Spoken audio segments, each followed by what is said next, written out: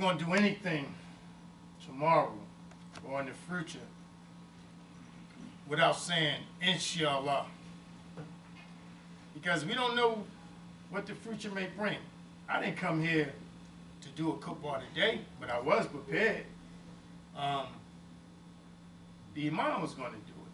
And at the last minute, he canceled. I just spoke to him earlier. So we don't say what we're going to do tomorrow without saying inshallah, because things are subject to change. Things are subject to change in all our lives. Even though we plan, and we know in the Quran it says that we plan and Allah plans, but Allah is the best of planners. So we have to go with the hand we've been played, the hand we've been dealt, right? We have to go with that. You got to play the hand you've been dealt to the best of your ability. So we want to continue the thing that we've been dealing with. We ain't going to deviate. We're going to continue the thing that we've been dealing with while Muslims should go into business.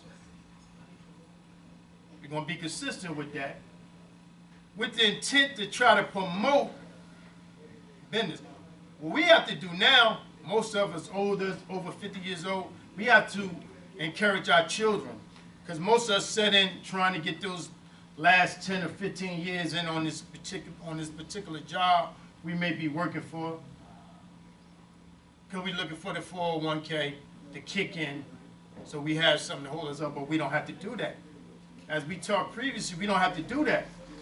We have to trust in Allah and do the preparation and do the studies that we have to do and get into whatever business that we need to get into that is valuable. Like I was coming down, what's that, Elizabeth Avenue, and to go into the parking lot. But when prior to hitting the parking lot, I see all these businesses. Everybody's making money because they had to be, because in the last year, so I'll be coming down there last, how many years, been coming down, the businesses are still there, so they got to be making money. Why Muslims should go into business? Because we said earlier, it gives us the freedom to do the things that we need to do. Because a lot of times we spend 40 hours or more on these jobs, and we know that our purpose, where Allah said in the Quran, I only created men and jinn that they may serve me. And we talked about before, we know what men is, but what is the jinn? The jinn is the unseen being in the individual that encourages the individual to do what it wanted to do as opposed to what Allah wanted to do. And the jinn usually hurts the individual when he follows it. And Prophet Muhammad was a human being. And he said he had a jinn because he was human. And he said that his obedience to Allah made his jinn submit. And now it only give him good things to do. We have a jinn that always encouraging us to do something that's going to be detrimental to our growth and development. But as long as we obey Allah subhanahu wa ta'ala, that jinn will submit the same way it submitted with Prophet Muhammad sallallahu alaihi wasallam. You know, in the Quran it says, so because sometimes, you know, the Prophet, when he was da'wah, means to propagate the deen, he was running into all kinds of problems with the people. And when you da'wah, you're going to run into it too. You think you're different? No, you're going to go through the same thing. But you know what it does? It strengthens you. It strengthens your faith. And when you read the Quran, when you start da'wah and going through the opposition, you know what it does? When you're reading the Quran, for those Muslims who read the Quran on the daily, you know what it does? It shows you what the Prophet went through. And it reassures your faith. Because you're going through, you can say, oh, I see what the Prophet Muhammad was going through. Because look what I'm dealing with this brother or this sister when I'm trying to da'wah and tell them about this deen. So how you arm yourself? You arm yourself by studying the Quran, learning the concept and learning the lessons what Allah subhanahu wa ta'ala tell us in there. So we're talking about that jinn. So the jinn, it tried to bid you to do things that's harmful to yourself. So we're talking about why Muslims should go into business. Because it gives us the freedom to do the things what Allah subhanahu wa ta'ala wants us to do. You don't have the freedom when you're on a job 40 to 60 hours a week for 25 and 30 years. We should be able to, like we said previously, jump on a plane, we out. And everything is good because the money, the bills and everything is paid. That's what we want. The bills and everything is paid up. Why the next man have to get all this money? Not that we here for that, because money for Muslim is for service. Money for Muslim is for service. Get that in your mind, Akeem. Money for Muslim is for service. We here a hot minute, we gone. Don't think that you're going to be here forever. Allah says in the Quran, we only created men and jinn that they may serve me. So what that telling you? We see many people gone, close to us, gone. One day, you know, we all got an expiration date. So while we here, let us do what we have to do. And while we here, we need Muslim establishment. We need Muslim establishment. And we need more businesses that open. We need to take the risk and trust in Allah. Allah says in the Quran, to all those who put their trust in Allah. And he also says in the Quran, surely among my servants who fear me most are those who have knowledge. And he also says in the Quran, he causes to forget whomsoever he wills. So your knowledge is maintained through teaching. So when you teach the deen, that's how you maintain your knowledge. When you don't teach the deen, you who was once knowledgeable, you lose the knowledge because you wasn't teaching it to other people. So Allah takes it away from you. And Surah Allah, Allah subhanahu wa ta'ala said, Surah Allah, and look at how he builds this up. He said, glorify thy God and Lord, who's created, and further given order and proportion, who ordained laws and granted guidance, and bringeth out the green and lustrous pasture. Then do and make it but sweat and stubble. By degrees shall we teach thee to declare the message, so thou shalt not forget, except as Allah wills. For he knows what is manifest is what is hidden. And we will make it easy for thee to follow the simple path. Therefore give admonition in case the admonition profit the hearer. The admonition will be received by those who fear Allah, and be avoided by those most unfortunate ones who will enter the great fire, in which they neither die nor live. But those who prosper, who purify themselves, and glorify thy God and Lord, and lift their hearts in prayer. And this is in the earliest revelation, the books of Abraham and Moses. So you see where Allah subhanahu wa ta'ala said he will cause those forget. He will cause you forget if you don't utilize the message. And in that this surah, it builds you up. In that surah, it builds in Surah Allah, 87, it builds you up. So what are we talking about? We try to paint a picture of why Muslims should go into business. Because there's a lot of things we need, and we want to get it halal. Don't be afraid. You know when they say fear of Allah, what is fear of Allah in Islam? What is the concept of fear of Allah? It's simple, but we have to understand it. Fear of Allah is where you don't want to displease the object of your Lord, which is your Lord. You don't want to please, like you got your mother, right? You have your mother. You don't want to do anything around your mother that's unbecoming, right? You don't want to do anything. So the fear of Allah is right conduct. The fear of Allah is right conduct where you feel uneasy for displeasing the object of your worship. And that's Allah. Allah says he see all things.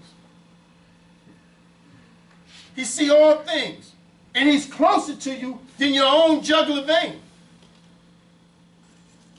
The real fear is when, not when you come in the masjid and you make 2 sunnah rakats, but when you're home, you don't make 2 sunnah rakats. You're showing off. No, the real fear is when You make 2 sunnah rakahs, and that's just an example, when nobody looking. You still do it. You obey Allah when nobody looking. Because you know Allah sees all things. That's when you're real fear. Because you feel uneasy to displease the object of your love, which is Allah. Allah, there's no God but He, the living, the self-sufficient, the eternal. No slumber can seize Him nor sleep. His are all things in the heavens and on earth. Who there can intercede in His presence except after humility? He know what appeared to His creatures as before or after or behind them, nor shall they compare all of His knowledge except as He willeth. His throne do extend over the heavens and the earth, and He feeleth no fatigue in guarding and preserving them, for He is the most high, the supreme in glory. That's Allah. That's Allah.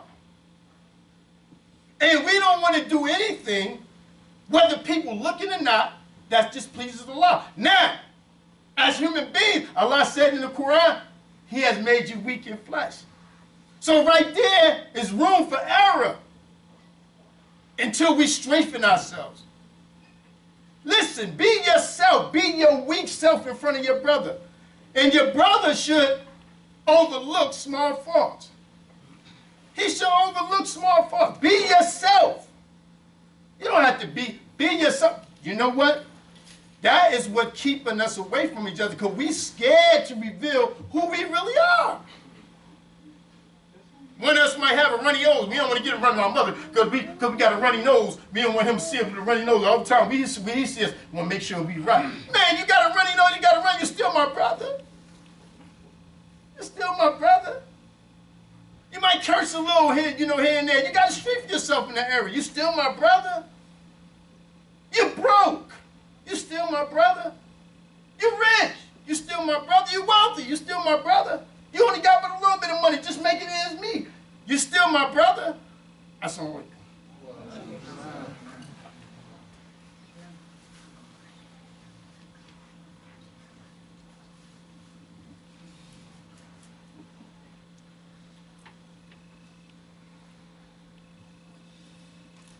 Allahumma salli tabihim wa rahim, kama salli tabihim wa rahim, and a come to Majid.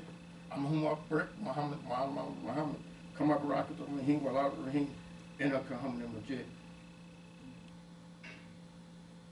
O Allah, exalt the true fathers of Muhammad as did exalt Abraham, and the true father of Abraham truly are praised and magnified.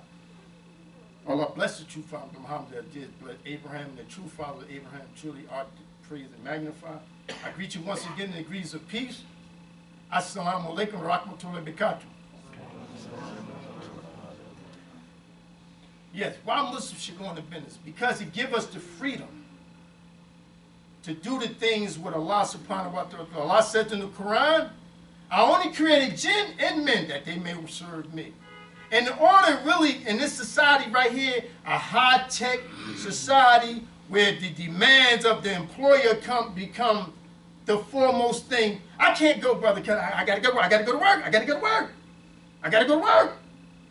I can't go, sister. I gotta go to work. Always everything about work. But if you got a business and you take the time and you set it up, you're gonna get more money than you work. Some people get comfortable because they're making $1,000, $1,200, $1,300 a week. I'm good. I can pay my bills with that, and I still have like $300 or $400. That's chump change. What about making $1,800 in one day? You know, every day. Not no $1,800 a week. That ain't no money, for real. It's good. It help you out. You know, you can pay your bills, especially if all your bills. Say your bills come to $3,200 a month. And you make it $1,800 a week, you can pay it. You know what I'm saying? You can pay it. Because you're making almost a little over 5,000. But it's really chump change. You got people making that a day, bro. And you can make it. You know what I learned? It's about marketing. It's about marketing, and it's about getting the right account. Because you can't, see, when you concentrating on your business, it's hard, man, when you You got a lot of things to do to make this thing work. And sometimes you can get discombobulated, man. When you don't have the right personnel, when you don't have an accountant put in place, when you're scared to invest in your business in advertisement. Sometimes we just scared to go into business because we're so used to getting a fixed income and we know what's coming in and we can't see the forest from the trees. We can't see the forest from the trees. All we see is the trees. That's all we see. We got to look beyond that, and then we can't look beyond that because we stuck.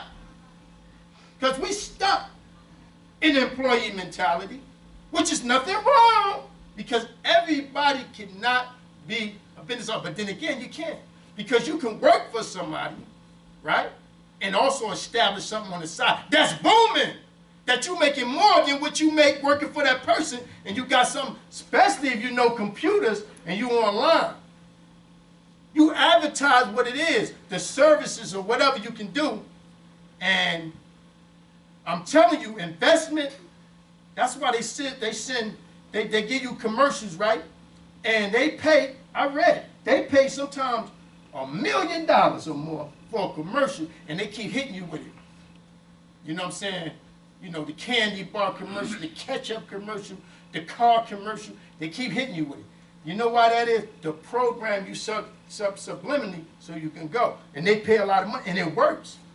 So what you got to do when you got a business, you got a shoe repair business. You got a cultural center. You sell clothing. You sell shoes. You got a supermarket. What should you do? What should you do? You should promote an advertisement. Advertisement, the more people know about your business, and especially if you working like clockwork, you open all the time, then you become established. People know that you're going to be there. Oh, no, I'm going to Salon. Salon's open up at such and such and it's closed. It's been like that for the last 3 years. And he promoting it. Promote your business and you get more. And then when you get more money, you can hire somebody and you could go take care of other things. Maybe open up something else. I'm going to tell you something, man. One of the most successful business right now in North that's going on now is Ambassador Chicken. Man, they opening up all over. And then sometimes I be hurting inside because I know some Muslims that been in the business for 30 years, right? And they still got that one business. Why you ain't multiply, brother? Sister? Why you ain't multiply? If you got Marlboro Bakery and you had it for 20, you should have had 3 or 4 Marlboro Bakery. You already know how to run the first one. If you advertise and you get the things, everything right, you got your accountant, you got your advertisement, you got your right personnel, you can, boom, you open up one, you do the same thing and open up another one. See, we need businesses in every area. Every area. I seen people the other day, I was riding by, matter of fact today, when I was at work, I was riding by, I was down in the net. They had about 4 or 5 trucks. They had this, they caused a lot of traffic block up, but they coming out. Air conditioning, refrigeration. They got about 4 or 5 trucks. I seen 3 coming around the corner. It was 3 right there, so they got about 6 or 7 trucks. Small business probably, but they making money. We should have an air conditioning refrigerator. Somebody got to rise up. And if, like I'm saying, for many of us that's older, you know, over 50, maybe we stuck, maybe we gonna always be an employee. But train your children. Train your children to go into business. They might say, but Pops, you ain't do it. But Mom, you ain't. Listen, no matter what I do. You know what I'm saying? I wanted to do it, but it was roadblocks. And now, you know, it's at my age, I'm winding down now. I want you to go in that direction. You can do what you want, but if you want to be wealthy, you want to be in a good position to have your freedom and take off when you want to take off and worship Allah properly, then that's what we should encourage them. We need doctors. That's an employee. But you can also have your own practice. And we need doctors that can find cures for uncurable diseases without giving you medication that cause side effects. You notice when they had the medications on TV, now they making money by advertising that, right? When they had that medication on TV, they say at the end may cause breathing problems, may cause knee problems, your butt might itch. You know what I'm saying? And all kinds of stuff. You know what I'm saying? You know? All kinds of stuff. You know? It might cause you a fungus in your feet. You know? Wow! Well, why should I take that? But they have the people going around like they all happy. You know, the people going around like they all happy to take this medication. Now, we need something natural. Prophet Muhammad, I'm going to leave you with this, said, there's a cure for every disease, except for death. Well, man has to find it. See, so we should encourage our children, because whoever finds, you know, a lot of times right now, there have been people that found cure for herpes, cure for cancer, cure for AIDS, and you know what they do? When them people find it, they kill them all. They kill them. You know why? It's going to take millions and millions of dollars out their pocket. You know what I'm saying? We need unity, Yaqub. We need to come together economically. We need a money makeover. Assalamu alaikum. Allahu Akbar, Allahu Akbar. Ashhadu an la ilaha illallah. Ashhadu anna Muhammadan Rasulullah. Hayya ala salah, hayya ala falah. Kakama to salah, kakama to salah. Allahu Akbar, Allahu Akbar. La ilaha illallah. Yaqub, can we straighten them lines? Hey, listen, they established in Masjid al-Hadi to put the lines, the back of your heel on this line right here. If you put your back of your heel on that line right there, everybody be straight. And listen, your right